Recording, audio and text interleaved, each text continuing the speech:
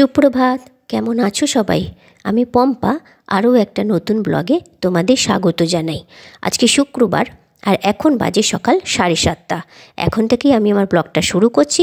তোমরা ব্লগটা দেখতে থাকো আর ব্লগের শেষে কেমন হয়েছে আমাকে কমেন্টস করে জানিও। এখন সকালবেলা মেয়ে পুরো স্নান করে রেডি হয়ে গেছে আর আমিও চা আর টিফিন নিয়ে বসে পড়েছি। টিফিন বলতে আজকে মেয়েকে কী টিফিন দিয়েছি জানো? আজকে দিয়েছি, যেহেতু আমি গতকালকে কিছু সেরকম করে রাখতে পারিনি, আর সকালবেলা তো হয়ই না যেহেতু মেয়ে তাড়াতাড়ি বেরোয়। এবারে আজকে কি হয়েছে, ঘরে মুসলি ছিল, ওটস ছিল, এগুলো ঘরে সবই থাকে। এবার দুধ দিয়ে ওকে আমি মুসলি আর ওটস দিয়ে দিয়েছি। এবার ওইটাই ও খাবে, খেয়ে চা খেয়ে বেরিয়ে যাবে। আর ও বেরোনো মানেই আমার ঘরের সব কাজ শুরু। এবারে বেরোতে সময় এইখানে এখন একটা ফোন হয়, সেটা হচ্ছে ওর বাবিকে। এই ফোন করতে করতেই আমরা তিনজনে মিলে হাসি ঠাট্টা গল্প সব কিছুই আমাদের মধ্যে হয়। ফোন শেষ হলো, মেয়ে ফোন করতে করতেই রোজ বেরিয়ে যায়, রাস্তায় যেতে যেতে কথা বলে, আর আমি ঘরের কাজে লেগে পড়ি। আমি মেয়েকে বললাম, আজকে বিকালে কি বেরোবি? তাহলে তুই যখন অফিস ছুটি হবে আমাকে বলবি, আমি বেরোবো, কিছু জিনিস আনার আছে। কেননা ওকে যদি কিছু আনতে বলি ও সব তো ভুলভাল জিনিস নিয়ে আসে। তাহলে আমি বললাম যে তুই যদি বলিস তাহলে আমি বেরোবো। আর আমার ওষুধটাও ফুরিয়ে গেছে, কি করব ভাবছি যে এবার ও বিকেলে বেরোলে তাহলে আমি ওষুধটা নিয়ে আসবো। কেননা মাইগ্রেনের ব্যথাটা আমার ভালো ঠেকছে না, কখনো হচ্ছে আবার কখনো মানে ওষুধটা খেলে একটু আছে, ওই জন্য যদি বাড়াবাড়ি হয় আমার একটা ওষুধ নেই, তখন আমি খুব মুশকিলে পড়ে যাব। আর এখন এই সকালবেলা তো এই মেয়ে চলে যাবে, তারপরে তো কাজ করবই, আস্তে আস্তে আজকে কাজগুলো করব, কেননা তাড়াহুড়ো করে করতে পারবো না যেহেতু আমার ব্যথাটা করছে। কেন বাড়াবাড়ি হলে আবার মানে ওষুধও নেই, আমার অসুবিধা হয়ে যাবে। আর এখানে একা, আমার কর্তাবাবুও নেই যে আমাকে সব কিছু করে দেবে। তো চলো সকালের কাজগুলো শুরু করি আস্তে আস্তে।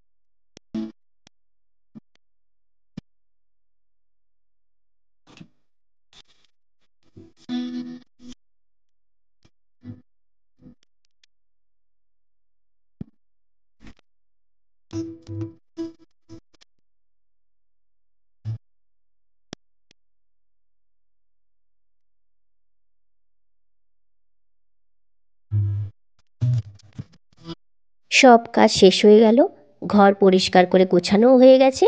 এবারে আমি টিফিন নিয়ে বসবো। মেয়ে যেই টিফিন খেয়ে গেছে আজকে আমিও সেই একই টিফিন খাবো। এই মুসলিটা না আমার ভীষণ ভালো লাগে, ফ্রুটস আর নাটসের তো।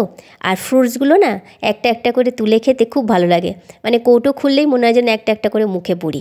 ওই জন্য আমি কৌটো খুলেই আগে 2-3টে মুখে পুরে দিয়েছি, ভীষণ ভালো লাগে। আর সবসময় কী জানো তো, এই পরোটা রুটি তারপরে ম্যাগি পাস্তা এসব তো খাই, কিন্তু এই জিনিসটা মাঝে মধ্যে খেতে ভীষণ ভালো লাগে। আর আমার সব থেকে ভালো লাগে এই মুসলিটাই, ফ্রুটস থাকবে নাটস থাকবে ভরে ভরে। খেয়ে উঠে আবার বাইরে চলে এসেছি, এখন 3:10 বাজে। তবে কি জানো, আজকে মানে কি বলবো, কি ভেবেছিলাম আর কি হলো।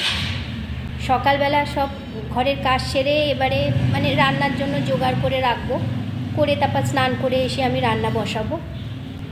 কারেন্ট যে গেছে, মানে এসছে 1টার সময়। এবার সেই 1টার সময় আমি কাচাকুচি করব, স্নান করব, তারপরে রান্না বসাবো। কেননা জল গরম, আসলে তো যেহেতু জল গরমে স্নান করছি, এবার কারেন্ট না থাকলে আমি কিসে জল গরম করব? স্নানও করতে পারিনি, দেরি হয়ে গেছে, মানে কারেন্টের জন্য বসে আছি।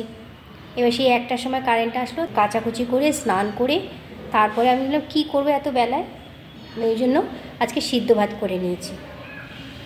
যাক, আজকে এই বেলাটা সিদ্ধ ভাত করে নিয়েছি। বিকালে কিছু রান্না করব। কি ভেবেছিলাম আর কি হলো, এই এক সমস্যা জানো তো, মানে এত কারেন্ট যায় না, মানে বিরক্ত লেগে যায়, বারবার যায় আসে ঠিক আছে, কিন্তু এটা গেছে মানে প্রায় 10টার সময় গেছে, এসছে 1টার সময়, সে আজকে সব গন্ডগোল হয়ে গেল। যাক, এবারে এবেলাটা তো হয়ে গেছে, ও বেলা দেখি কি করি। আর এখানে না একজন, আমাদের বাড়িতে তো আমার কলকাতার ওই ফ্ল্যাটে মানে আমার যে বারান্দায় অনেক রকমের গাছ আছে, যেহেতু আমার বর গাছের খুব মানে আমিও ভীষণ ভালোবাসি, আমরা দুজনে মিলেই যাই যখন কিছু গাছ নিয়ে আসি। আমাদের ওখানে মুচিসা আছে, প্রত্যেকবারই শীতকালেই আমরা দুজন যাই মুচিসাতে। এই দেখো, মানে এই যে এনার ঘরের সামনে উনি গাছগুলো লাগিয়েছে। এই যে এই গাছটা দেখছো, এটা আমার কলকাতাতেও আমার এতে ছিল, এইটাও আমার বারান্দায় আছে, এখনও আছে। এটা তো আছে, এটা আমার মানে প্রায় তিনখানা টব ভরে আছে। এই গাছগুলো না ভীষণ বাড়ে, বেশ সুন্দর গাছগুলো দেখো।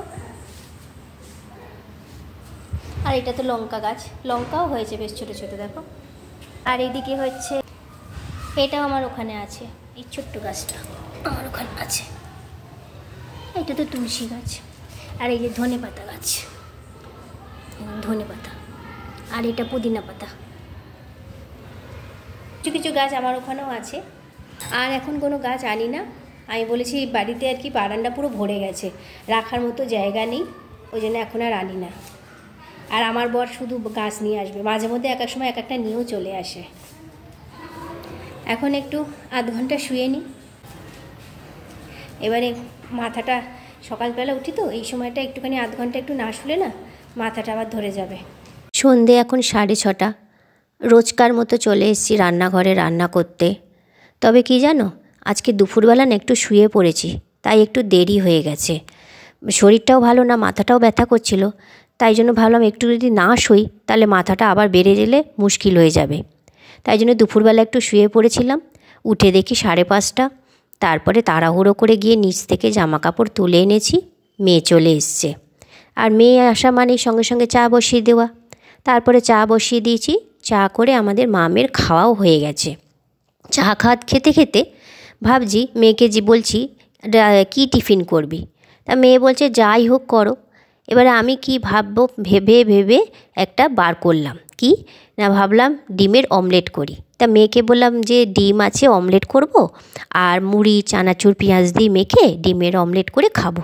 খাবি তো বল, আমি করি, ভালো লাগবে খেতে। তা মেয়ে বললো করো, তাহলে খাবো। তাই জন্য এইটাই করলাম। করে যখন খাচ্ছি না ভালোই লাগছে বেশ খেতে, জানো তো, মানে এত ভালো লাগছে, মানে মুড়িটা খাচ্ছি আর একটু করে ডিমের অমলেট খাচ্ছি, বেশ ভালোই লাগছে খেতে। আর এই খেতে খেতে আমাদের হয় ফোন, মানে সকালেও একবার ফোন হবে যখন টিফিন খাবো, আর এই সন্ধেবেলাটা ওই মেয়ে আসে তখন ওর বাবিকে ফোন হয়। আর ফোনের মধ্যে মানে সবাই মিলে হাসি ঠাট্টা গল্প এই করতে করতেই হয় আমাদের খাওয়া। আজকে আমাদের সন্ধ্যের চা খাওয়া আর টিফিনটা বেশ ভালোই হলো। ভাবছিলাম যে সন্ধেবেলা কি টিফিন খাওয়া যায়, তা বেশ বুদ্ধি করে খাটিয়ে ভাবলাম মুড়িটা চানাচুর পেঁয়াজ দিয়ে মেখে অমলেট দিয়ে খেলে বেশ ভালোই লাগবে, গরম গরম অমলেট করলে। তাই জন্য আজকে মা মেয়ে সন্ধ্যের টিফিনটা ভালোই দুজনে মিলে খাওয়া হয়ে গেছে। আর খাওয়ার পরে যেটা হয়, এই যে এখন এই বাসনগুলো ধোবো, তারপরে তো বাকি কাজ আরও আছেই। তো চলো আজকের মতো ব্লগটা এখানেই রাখছি, দেখা হচ্ছে পরের ব্লগে। ব্লগটা কেমন লাগলো সবাই কমেন্টস করে জানিও, ভালো লাগলে একটা লাইক করে দিও। সবাই ভালো থেকো, সুস্থ থেকো, পাশে থেকো, টাটা।